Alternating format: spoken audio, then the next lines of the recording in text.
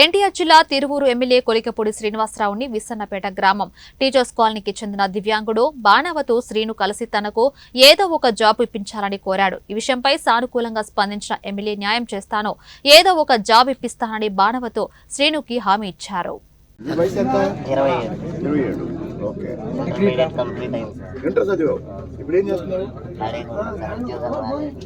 ఏం చేస్తావు?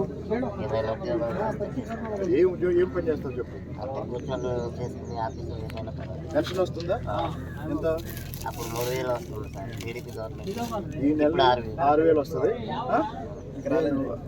వెంకటరావు ఇంటికి తీసుకెళ్ళి నన్ను. ఇల్లుందా?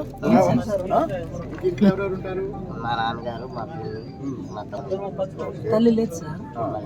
సో నీకు ఇప్పుడు 6,000 పెన్షన్ వస్తుంది. ఇంకా ఏం చేయొచ్చో నేను ఆలోచిస్తాను. మీ ఊర్లోనే ఉన్న పని ఉంటే నేను చెప్తాను, బయట కాదు. మీ ఊర్లోనే పంచాయతీలో కానీ సచివాలయంలో కానీ నేను చెప్తాను. బాణవతు శ్రీను. ఓకే, అది చూడక.